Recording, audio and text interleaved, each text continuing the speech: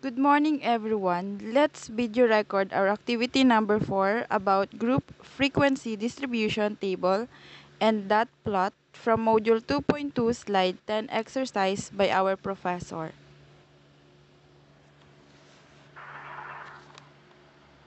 Good morning, everyone. So this is my work. The most values data lie in the range of 18 to 21 on the dot plot. So this can be seen by the highest number of dots clustered together in this range. So this indicates that the majority of the students in the statistics class are between the ages of 18 and 21 years old.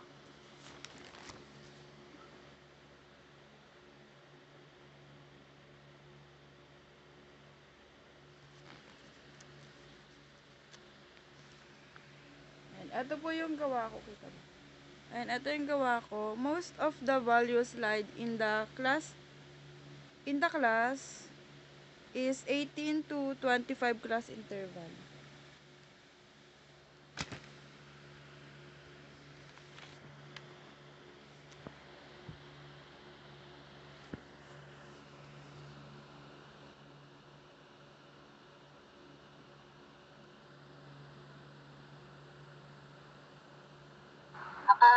Mute ka. Sorry. So, ito yung gawa ko. Yung sa group frequency distribution table, I use the class with 8. The minimum value is 18. And then, I create 5 classes as what in the given. Tapos, ito naman yung dot plot ko. Here's my dot plot. And based here, most of the values data lie between 18 and 25.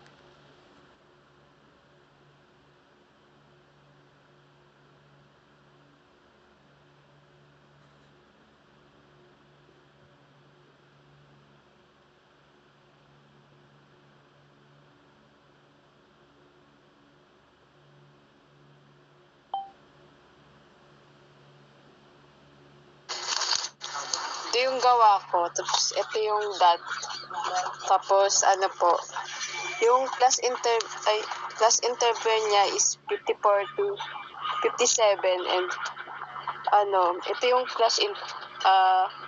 most of the values of ito yung ages of statements niya and yung frequency niya is 13,932.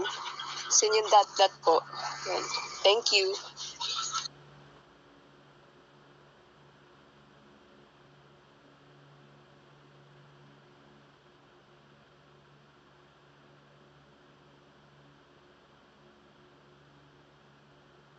So, ito po yung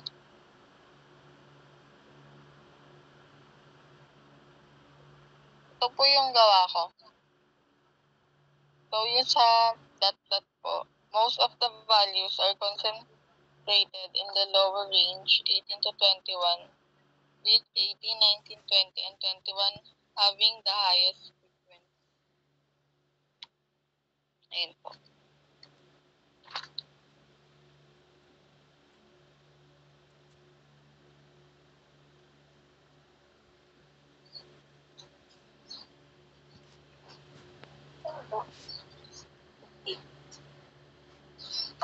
So, this is my output in activity 4. To explain how I get my answer, first, find the number of classes, which is 5 seconds.